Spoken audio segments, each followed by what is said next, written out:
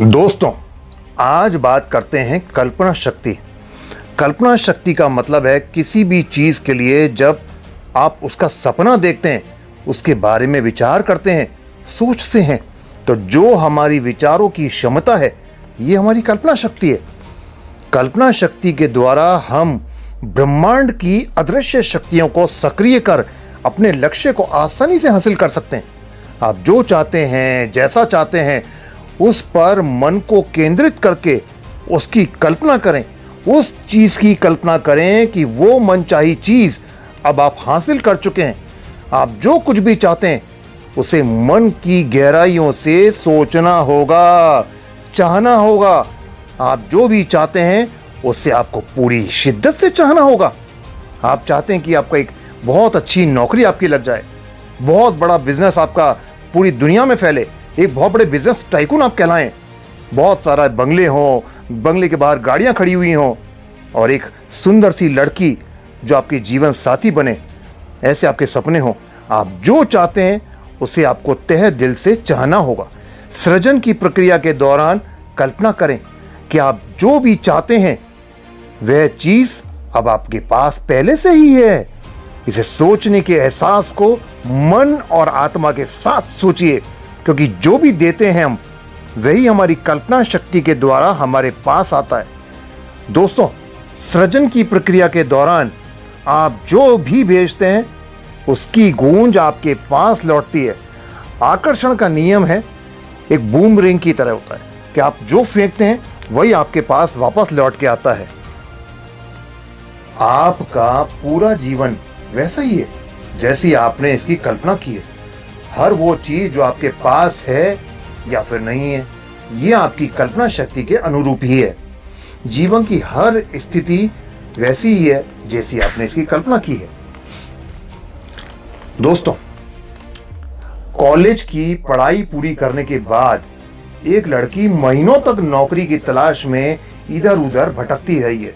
उस लड़की के साथ सबसे बड़ी तकलीफ ये आ रही थी कि वह बेरोजगार थी, जिसकी वजह से वह नौकरी पेशा होने की कल्पना नहीं कर पा रही थी। उसे यह समझ में ही नहीं आ रहा था कि मेरे को नौकरी मिले, मैं पॉजिटिव फीलिंग कैसे लेके आऊं, कैसे इसको महसूस करूं। तो जितनी भी नौकरी के लिए वो इंटरव्यू देने जाती थी, सभी जगह वो नर्वस हो जाती थी। वो जगह जगह इंटरव्यू देती जा रही। एक लड़की जो इंटरव्यू देने के लिए अपने घर से निकलती है, पूरे रास्ते वह ये सोचते हुए इंटरव्यू देने के लिए जाती है कि मेरा सिलेक्शन होगा या नहीं होगा, होगा या नहीं होगा।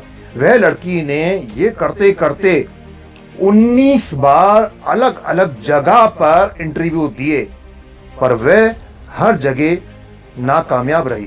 उसको सफलता नहीं मिली, किसी भी इंटरव्यू में नहीं मिली। किसी अच्छे की कल्पना करने की बजाय कई लोग दुनिया में ऐसे होते हैं जो डर डर कर जीते हैं और उन सभी चीजों की कल्पना करते रहते हैं कि कहीं कुछ गलत ना हो जाए। इन बुरी चीजों की सामने वाला उनसे कोई ऐसा प्रश्न ना पूछ ले इंटरव्यू में जिसका वो जवाब ना दे पाए।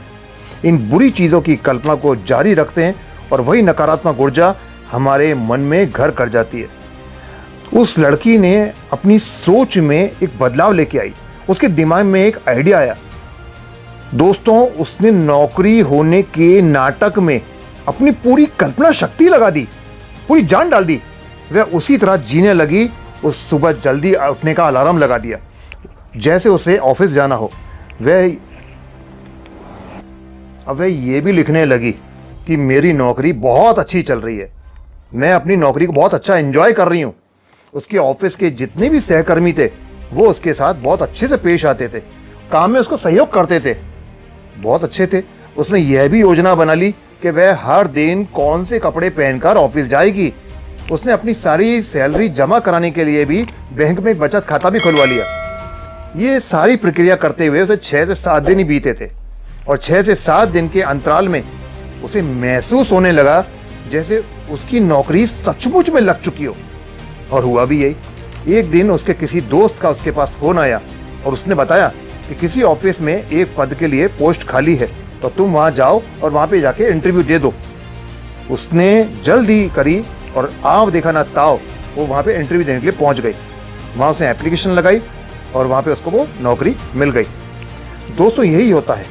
अपनी सृजन प्रक्रिया का करते समय आपको यह कल्पना करनी होगी कि आपके पास आपकी मनचाही चीज पहले से ही मौजूद है। आपको अपनी कल्पना शक्ति का इस्तेमाल करना होगा।